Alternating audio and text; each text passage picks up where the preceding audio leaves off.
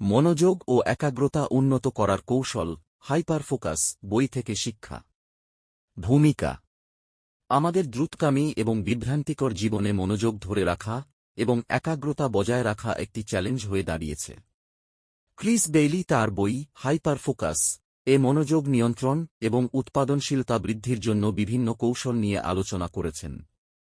এই স্ক্রিপ্টে আমরা hyper focus বইয়ের মূল ধারণাগুলি নিয়ে আলোচনা করব এবং কিভাবে আপনি আপনার মনোযোগ ও একাগ্রতা উন্নত করতে পারেন তা ব্যাখ্যা করব। মনোযোগের দুটি ধরন, হাইপার ফোকাস ও স্ক্যাটার ফোকাস। ক্রিস বেইলি তার বইয়ে মনোযোগের দুটি প্রধান ধরনের কথা উল্লেখ করেছেন, হাইপার ফোকাস এবং স্ক্যাটার ফোকাস। হাইপার ফোকাস হল যখন আমরা একটি নির্দিষ্ট কাজের প্রতি সম্পূর্ণ মনোনিবেশ করি, এবং স্ক্যাটার ফোকাস হল যখন আমরা মুক্তভাবে চিন্তা করি এবং নতুন ধারণা সংগ্রহ করি। হাইপার ফোকাসের কৌশল: ১. প্রস্তুতি নিন। মনোযোগ কেন্দ্রীভূত করার প্রথম ধাপ হল প্রস্তুতি। আপনার কাজের পরিবেশ এমনভাবে সাজান যাতে কম বিরক্তি থাকে। আপনার লক্ষ্য এবং কাজগুলি পরিষ্কারভাবে নির্ধারণ করুন। কাজ শুরু করার আগে একটি পরিকল্পনা তৈরি করুন এবং প্রয়োজনীয় উপকরণগুলি সংগ্রহ করুন। ২. বিভ্রান্তি হ্রাস করুন। বিভ্রান্তি হ্রাস করা হাইপার ফোকাসের একটি মূল উপাদান। কম্পিউটার এবং ফোনের বিজ্ঞপ্তি বন্ধ করুন। কাজের সময় ফেসবুক এবং অন্যান্য সামাজিক মিডিয়া থেকে দূরে থাকুন। একাধিক কাজ একসাথে করার পরিবর্তে একটি কাজ সম্পূর্ণ করে পরবর্তী কাজ শুরু করুন। ৩. মেটা অ্যাওয়ারনেস ব্যবহার করুন। মেটা অ্যাওয়ারনেস বা সচেতনতা আপনাকে বুঝতে সাহায্য করে আপনার মনোযোগ কোথায় যাচ্ছে। আপনি যখন লক্ষ্য করবেন যে আপনি বিভ্রান্ত হচ্ছেন, তখন দ্রুত মনোযোগ ফিরিয়ে আনতে পারবেন। প্রতিদিনের কাজগুলির মধ্যে সময় নিয়ে আপনার মনোযোগের প্রবাহ পর্যবেক্ষণ করুন এবং পরিবর্তনগুলি চিহ্নিত করুন। ৪. পোমোডোরো টেকনিক ব্যবহার করুন। পোমোডোরো টেকনিক হল একটি কার্যকর পদ্ধতি যা সময়কে ছোট ছোট পর্বে বিভক্ত করে, সাধারণত ২-৫ মিনিট, এবং প্রতিটি পর্বের শেষে ছোট বিরতি দেয়। এটি আপনাকে দীর্ঘ সময় ধরে মনোযোগ ধরে রাখতে এবং কাজের চাপ কমাতে সাহায্য করে। স্ক্যাটার ফোকাস কৌশল: ১. মুক্ত চিন্তার সময় নির্ধারণ করুন।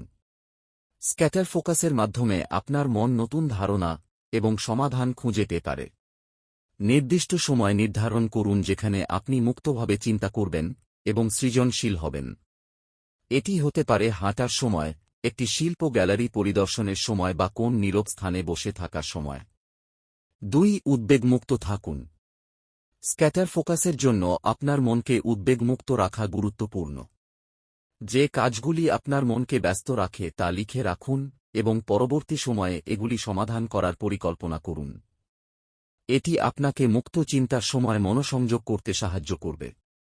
উৎপাদনশীলতা বাড়ানোর জন্য অতিরিক্ত কৌশল: ১. কাজের প্রকারভেদ নির্ধারণ করুন।